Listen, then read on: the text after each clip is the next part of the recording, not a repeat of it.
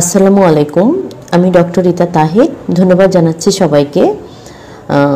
একটা প্রশ্ন আমার অনেক ফলোয়ার্সরাই আমার মেসেঞ্জারে নক করছেন এবং অনেকে ফোন করেও জানতে চাচ্ছেন, কিংবা আমার কিছু কিছু পেশেন্ট আছে যারা সরাসরি এসেও আমার কাছে জানতে চায় যে ম্যাডাম আমার একটা বাচ্চা মিসক্যারেজ হয়ে গিয়েছিল, যে গত কিছুদিন আগে, সেটা 2 মাস অথবা 3 মাস আগে। এক এক পেশেন্ট এক এক রকমভাবে জানতে চান যে বাচ্চার হার্টবিটটা আসেনি, 3 মাসের একটা বাচ্চা নষ্ট হয়ে গিয়েছে, যেটাকে আমরা আমাদের মেডিকেলের ভাষায় ব্লাইটেড ওভাম বলে থাকি। অর্থাৎ বাচ্চার যে গহর, সেই ঘরটা আসে, সেটটা আসে, কিন্তু ভিতরে যে বাচ্চার অংশ বা ফিটাল পুল সেটা আসে না। সেটা আসলে আল্ট্রাসোনোগ্রাফির মাধ্যমে কনফার্ম হয়ে আমরা ডায়াগনোসিস করে থাকি।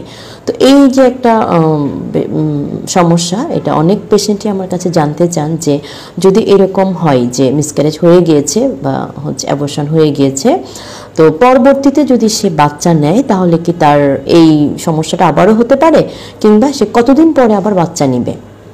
তো এই প্রশ্নটা আসলে অনেকেরই মনেই থাকে। তো সেই জন্য আমি ভাবলাম যে এটা নিয়ে একটু কথা বলি। তো একটা বাচ্চা যখন অ্যাবর্শন হয়ে যায়, নিশ্চয়ই এটার কোনো না কোনো কারণ থাকতে পারে। তো অনেক সময় ব্লাইটেড ওভাম, যেটা যে বাচ্চার ঘর ছিল, বাচ্চার অংশ ছিল না, বাচ্চার হার্টবিট ছিল না, সেটা অনেক সময় দেখা গেছে যে কোনো ভাইরাল ইনফেকশনের জন্য কিন্তু হতে পারে।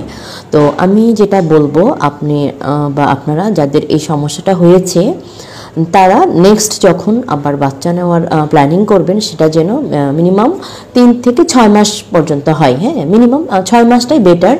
কারণ আপনার যে কারণে সমস্যাটা হয়েছিল, যে ব্লাইটেড ওভাম বা মিসক্যারেজটা হয়েছিল, সেটা আপনাকে কিছু পরীক্ষা নিরীক্ষা করতে হবে। আপনি একজন ডক্টরের আন্ডারে যাবেন এবং প্রি প্রেগনেন্সি কাউন্সিলিং আমরা বলে থাকি, যে আপনি প্রেগনেন্সিতে ইন করার আগে আপনি আপনার শরীরের একটা চেক আপ করে নেবেন যে আপনার শরীরে কোনো ধরনের কোনো সমস্যা আছে কিনা, কেন আপনার আগের বাচ্চাটা মিসক্যারেজ হয়ে গিয়েছিল।